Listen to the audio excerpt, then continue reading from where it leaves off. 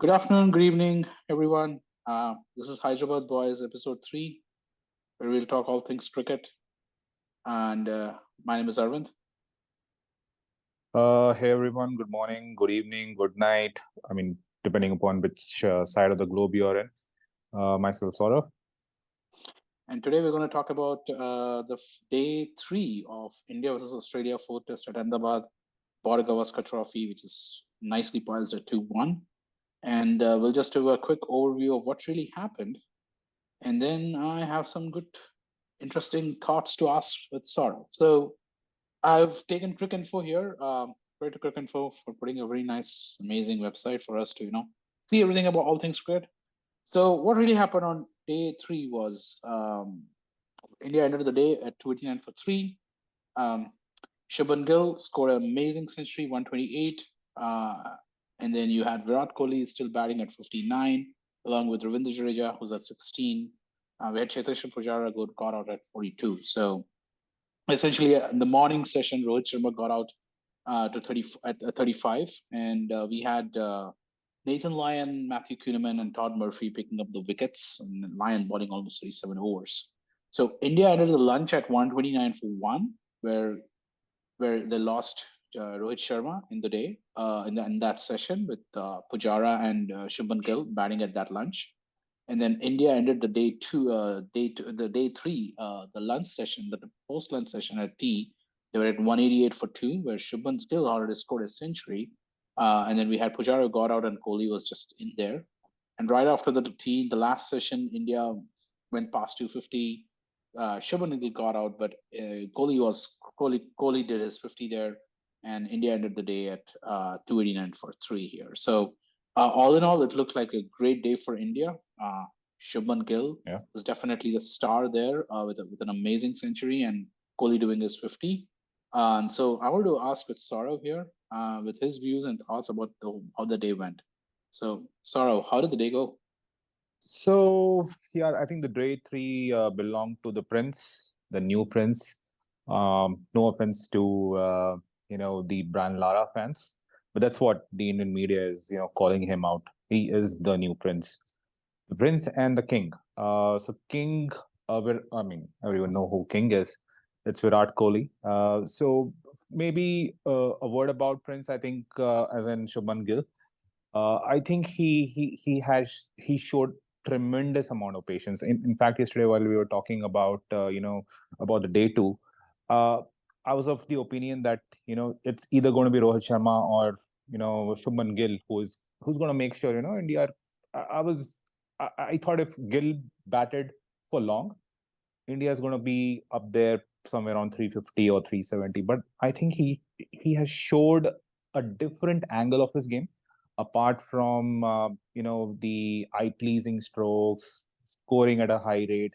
He showed how to bat at a relatively slower pitch, and it's kind of come back pretty well. Considering he got out very cheaply in the last test.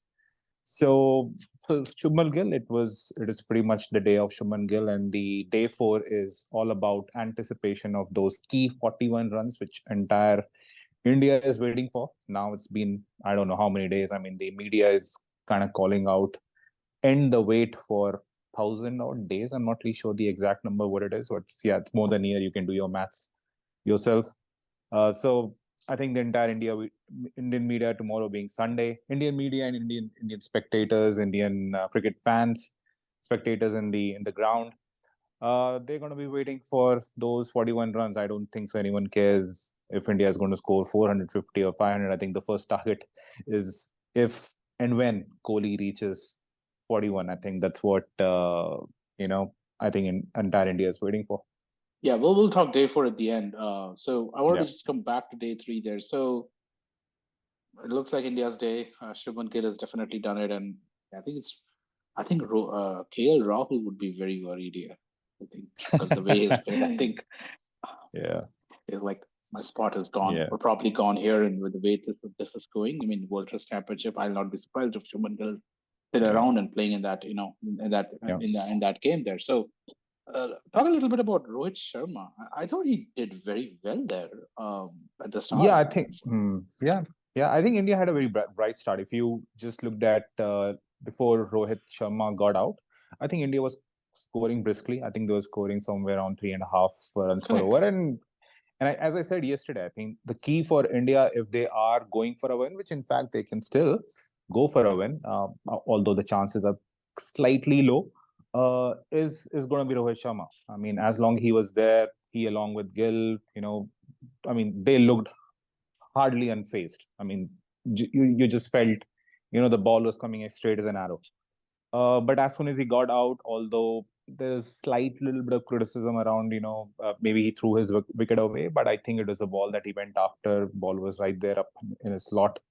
So I don't think so. It was a wrong option. I mean, although he given a second chance, he possibly would want to keep that ball on the ground. Uh, but yeah, so Rohit Sharma did pretty okay. Uh, uh, he made sure India got a bright start. Pujara came in. He did what he usually does. Actually, he was also looking, quite brisk early on, contrary to what he usually plays. So Pujara did his thing. What he usually he does. He occupied one end of the crease. Chubman Gill and Pujara, I think they had a 100 in partnership, if I'm right. I don't know if Cricinfo gives that information right now in this particular page, but yeah, so they had a key 100 plus partnership, uh, which laid a strong enough foundation for Kohli to come in, make sure he settles down, and he looked. I mean, he looked. I wouldn't say ominous, but he looked relaxed. He looked composed. He belonged there, and that's what he has been looking at. Actually, if you look at the entire Test series, even in the past 5 to 6 innings which he has played, he's looked comfortable.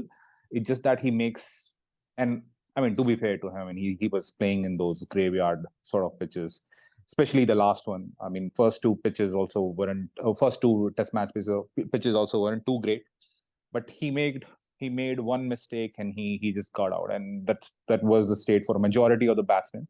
So he has looked good, and since he's batting on a relatively easier conditions, he made it count.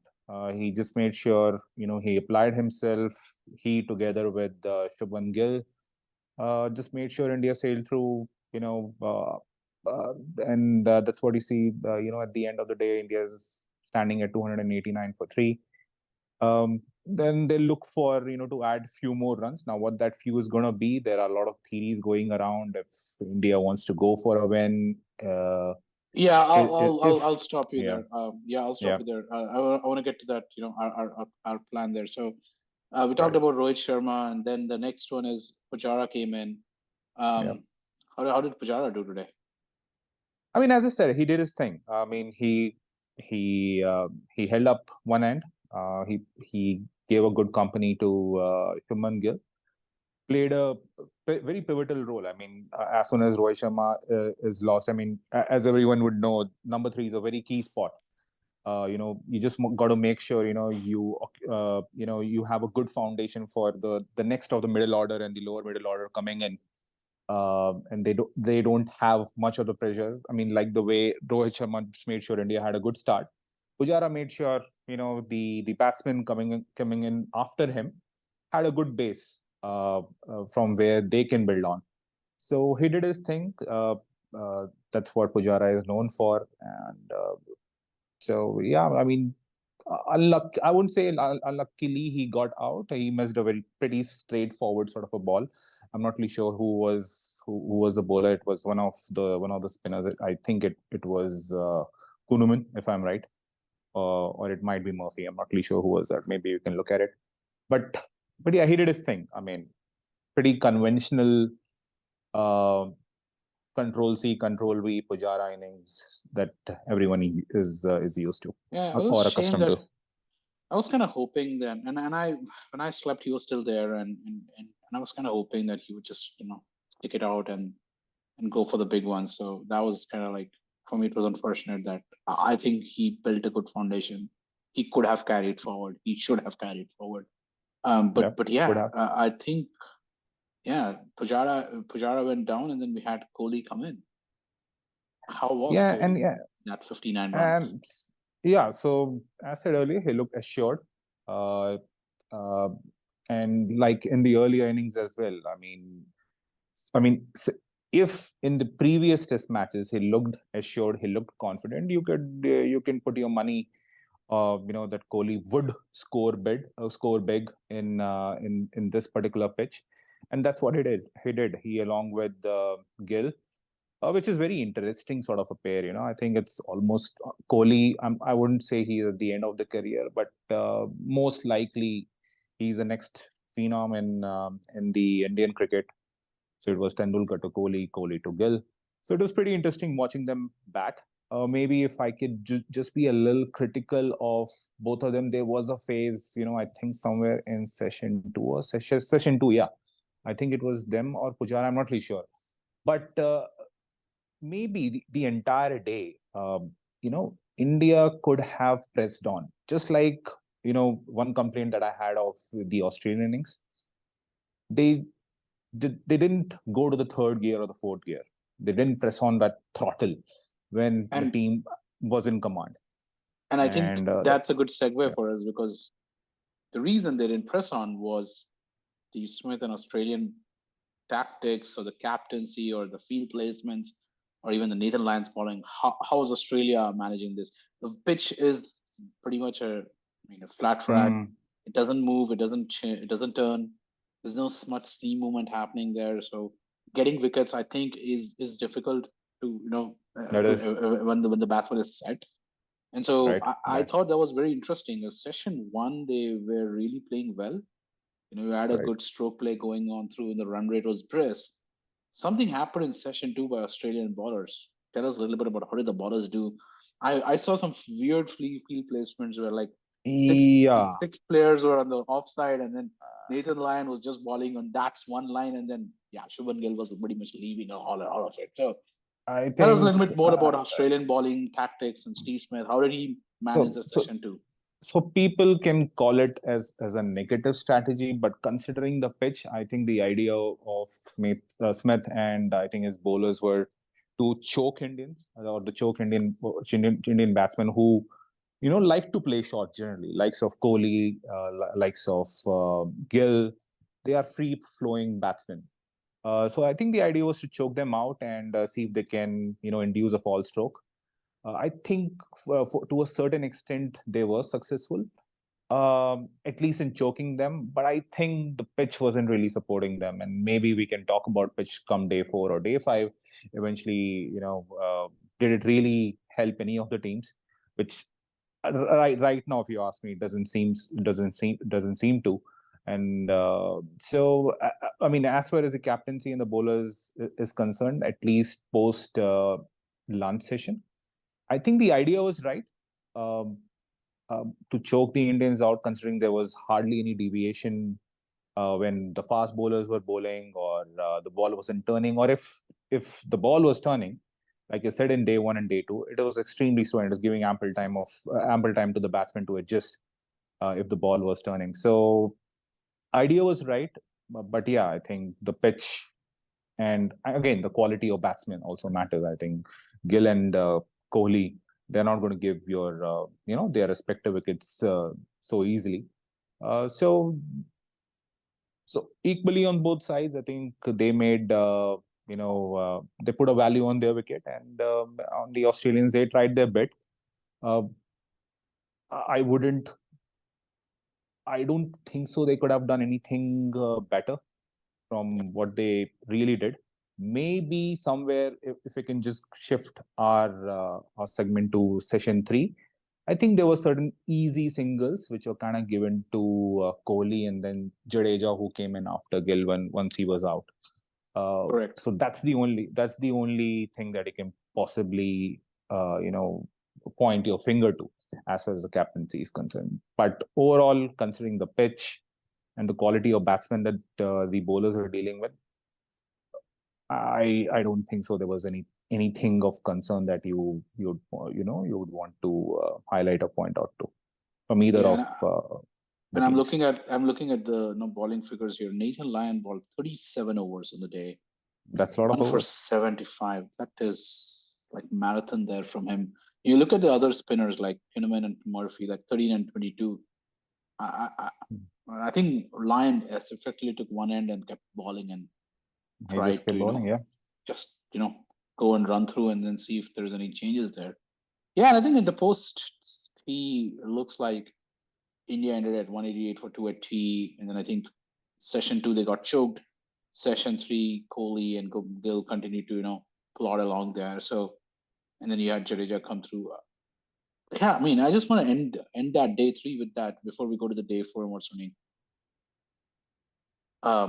Shubman Gill, I mean, 128, 12 Yeah. fours and 1 6. I think he's kind of set himself there, the top with Gill. I think he took his chances with KL Rahul leaving, going away, and Yeah. I think he just did really, really well. I mean, you're right. I think I like that when you said, King Kohli, and then you had this Pujara Gill coming in, that future next Yeah. generation, like how we had with Tendulkar and Kohli, Yeah. the last decade, and so Right. that Right. Right. transition as to heir apparent, as a successor, future successor, as form of a next superstar in the Indian cricket. So, Yeah. and Very I'm much looking seems like. forward. I'm looking forward to how he continues playing. But yeah, I in the first session I saw until I was I loved his batting. I think the stroke play was amazing. Some of his shots were very exquisite. Man, I should not say it reminded me of Tendulkar, but you kind of can feel that there is a certain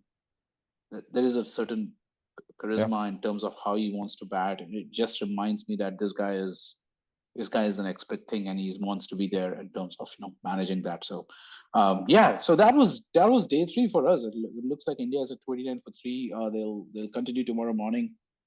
What are we thinking? How does India take this on day 4, and how does Australia need to do this on day 4? See, I think there are a couple of possibilities, or you can call them as theories. One is India bats till T. So you're looking at India batting for 60 overs with a rate of let's say 3 runs per over. I think you're talking of around 180 to let's say 200 runs. That is the deficit right now. It's 180, That's 191. that's the deficit.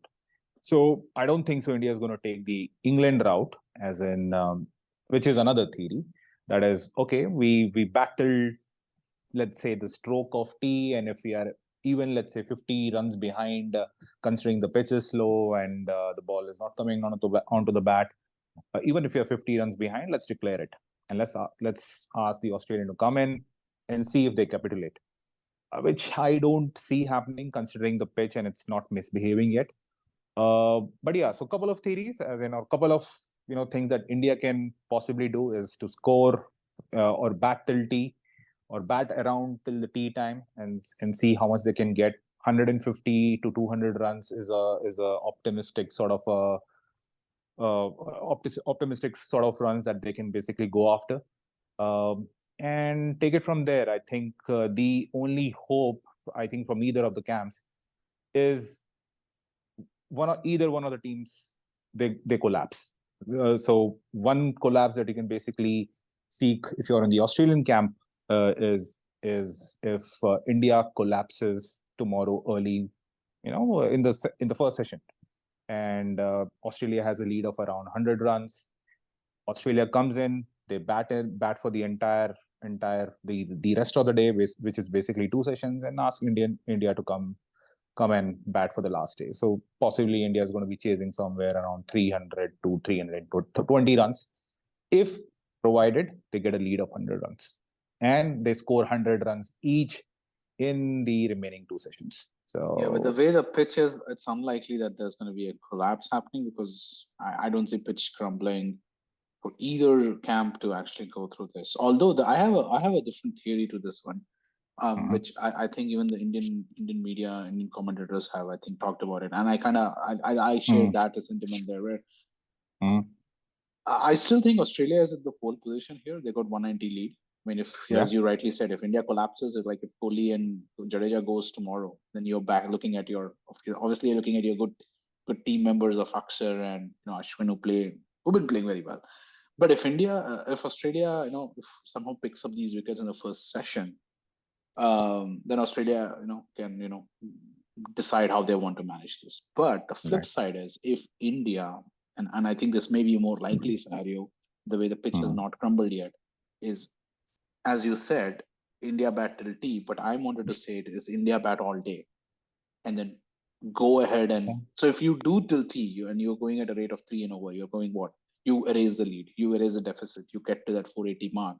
But if India take that last session out, I'm not saying India do baseball, but India improve that scoring rate and play also in the day 5 early session, give them like 75 overs, and then give them a target of 200 or 250. That session 3 of day 4, get a lead of 100 runs or get a lead of 100 or 120 runs on the last session, and then extend that lead in the morning by just blazing through, give a target of around 200, 200 and 220, and then hope that pitch on the 5th day works in a manner where you can actually putting pressure on Australia. And likely it will be a draw, but I mean, if that's the way India could decide, saying, I want to put pressure on you, I will make Ashwin, Akshar, and Ravindra Jadeja go ahead and ball at you, and then Could be. maybe if a day 5 pitch crumbles and if there's a turn there, I may want to make a chance. Obviously, that for India to do that, India needs to bat all day 4 though, and Right. Kohli has one of Kohli, Jadeja, Akshar, Ashwin has to go big. Ideally, I'm hoping, as you said, at the start of this session, 41 runs, right? Kohli gets 100. I could see different Kohli coming together. That whole weight of pressure of not scoring a century would have just lifted off from him, and I could think that he will just bat along. And Right. I believe that if he goes at 41 runs, I think we're going to see a big score from Kohli, and he may then want to say, I want to give a target to Australia, and then Right. set ourselves up not to lose this game, because even a Right. draw, and I think India is in the World Test final. And I saw Sri Lanka, and I will end it to this. I think Sri Lanka is at 85 for 3 or 86 for 3, something like that at Yeah. the end of the day. Right. Right. I'm not seeing them. I mean, they have already lost 3 wickets, so New Zealand has a chance there to actually get back Right. into the game. So this, I think, would be a very smart play. I think Australia, I think they want to get in and get the wickets. I think India want Kohli to get a century. I think that is where I'm seeing this test will Yeah. turn tomorrow in this session 1. It'll be very Yeah. interesting there. Yeah. So yeah, Yeah. so what's your prediction for tomorrow? We talked the theories, but what are you predicting? I think India's gonna declare maybe. I think tomorrow. I think apart from Ashwin and Akshars and your Jaddu and Kohli, I think the player you can also watch out for is Iyer. I think this is a I perfect forgot about Iyer. pitch for him. He is actually your best player of spinner India right now. And considering this is not a graveyard of a pitch, you can actually expect him to play a baseball sort of an innings. So you can expect from him. I'm not really sure if he would, but I think knowing or what I watched him, in the past in versus New Zealand and Sri Lanka and India, you can expect that from him. So India has quite a deep batting lineup. So I think they'll get around the Australian target. I think that would be their number one objective, and that's where I think they would get to. And I think you will see Australia bat somewhere around tea time. Okay. That's my prediction. This is your prediction. I'm predicting India will overcome the target. Kohli will score a century. I forgot about it. I completely. India scored, I think, 250 runs today because they were 36 for no loss yesterday, and so they scored almost 250. I'm predicting India will score almost post 300 tomorrow, and then they'll bat all day. So which will take They'll bat India's all day. total. Okay. They'll bat all day, and that would take India total almost to 589. I think India will want to be at that 600 total tomorrow. I'm And very just hope. optimistic there. Kohli will go big. Iyer, Jadeja, Akshar, Ashwin, they'll all play the part there, and India will be at 600 tomorrow. Give him a lead of almost 120 runs, 125 runs, and day 5, India is going to give them their target and hope for a collapse. So this is all in favor of India. Okay. I am in favor of India there because they've done exceedingly well today, and the pitch is going to help them out. Yeah, hope so. Let's see. All right. Let's see. Yeah, that's all we Yeah, have for all today. right. Yep. Yeah, tomorrow we'll again do the day 4. Yeah, looking forward for that. But again, thank you again for everyone to during to watch this. Please hit that like button, share and subscribe. We're learning. Please give us good comments, show some nice love. We will continue to improve on this one. Appreciate it all. Thank you, and we'll talk again later. Bye bye. Yep. Thank you. Bye.